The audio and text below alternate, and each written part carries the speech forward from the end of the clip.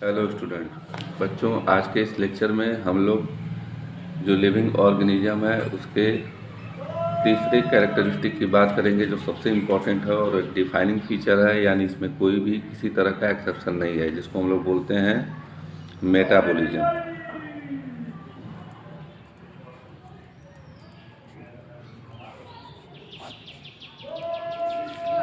Metabolism में पहला जो पॉइंट है, हम लोग यही बोलते हैं कि मेटाबॉलिज्म कैसी प्रॉपर्टी है, तो defining property of living organism.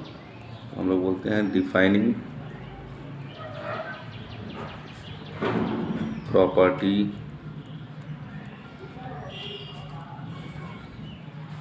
Of living organism.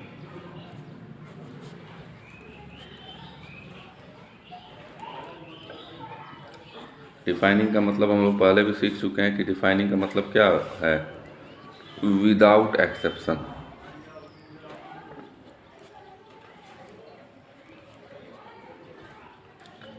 यानी अगर लिविंग ऑर्गेनिज्म है तो उसके अंदर मेटाबॉलिज्म क्या होगा, होगा ही होगा।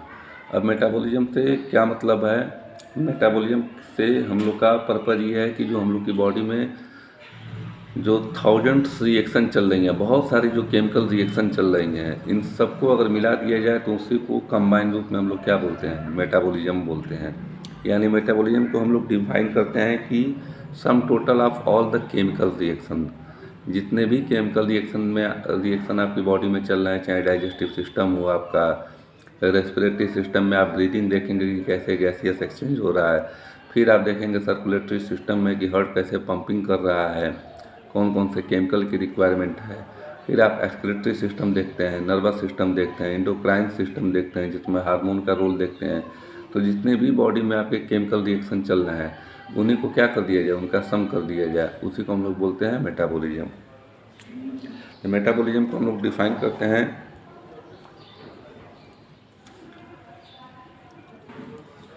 The sum total of all chemical reaction। जितने भी केमिकल रिएक्शन है जो कहाँ पे हो रहे हैं, अकरिंग, कहाँ पे अकर हो रहा है, अकरिंग इन एन ऑर्गेनिज्म। जो किसी ऑर्गेनिज्म के अंदर जितने भी केमिकल रिएक्शन हो रहे हैं उसी को हम लोग क्या बोल रहे हैं, मेटाबॉलिज्म बोल रहे हैं। और ये हो क्यों रहे हैं, due to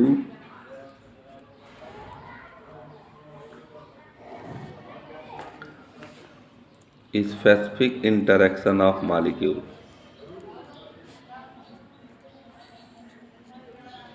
due to specific interaction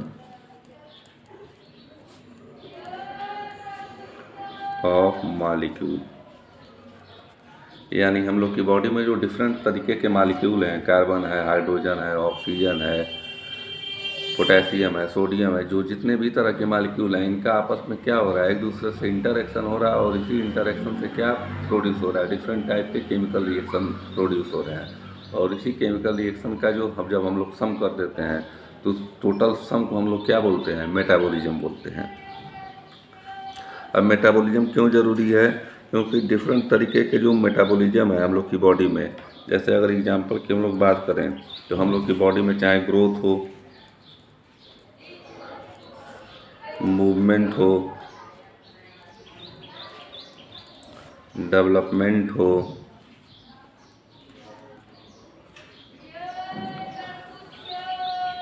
उसके बाद रिप्रोडक्शन हो,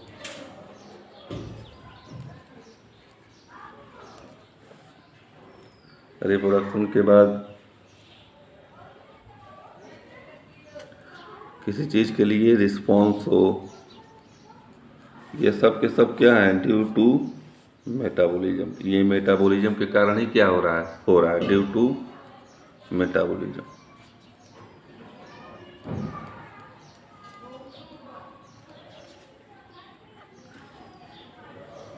यानी जितने भी लिविंग ऑर्गेनिज्म है वो सारे लिविंग ऑर्गेनिज्म क्या शो करेंगे, ये सब रिएक्शन शो करेंगे।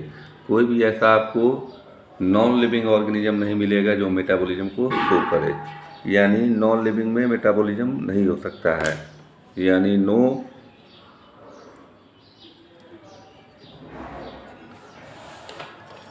मेटाबॉलिज्म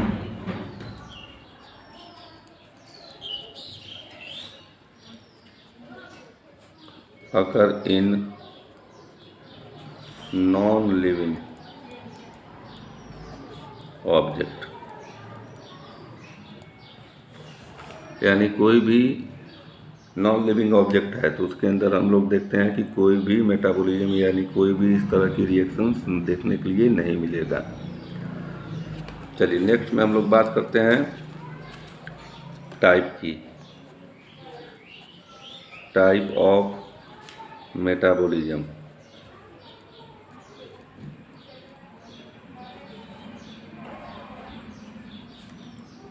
मेटाबॉलिज्म के टाइप देखा जाए तो मेटाबॉलिज्म केवल दो ही तरह का है जिसको हम लोग को पढ़ना है। एक को हम लोग बोलते हैं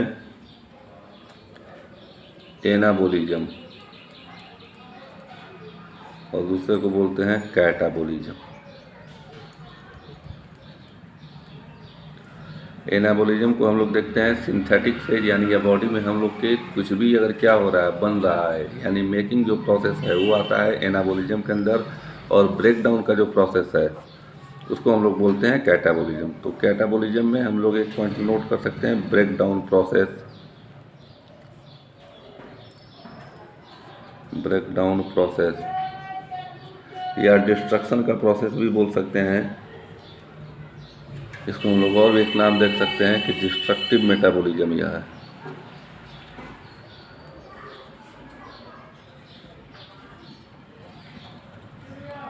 डिस्ट्रक्टिव मेटाबॉलिज्म, जबकि एनाबॉलिज्म में हम लोग देखते हैं कि इसमें क्या है, सिंथेटिक प्रोसेस है, यानी सिंथेटिक मेटाबॉलिज्म इसको हम लोग बोल सकते हैं। कंस्ट्रक्टिव बोल सकते हैं, बिल्डिंग अप बोल सकते हैं इसको, बिल्डिंग अप। तो एनाबॉलिज्म और कैटाबॉलिज्म दो तरह का है। एनाबॉलिज्म का जो है एग्जाम्पल हम लोग देखते हैं, सबसे अच्छा इसका जो एग्जाम्पल है वो फोटोसिंथेसिस की रिएक्शन है, यानी कुछ ना कुछ इसमें क्या होता है, बनता है, यानी छोटे जो इनऑर्गेनिक मॉलिक्यूल हैं, कार्बन डाइऑक्साइड और वाटर, ये मिलके क्या होते हैं, एक लार्ज मॉलिक्यूल बना लेते हैं। तो फोटोसिंथेटिक रिएक्शन।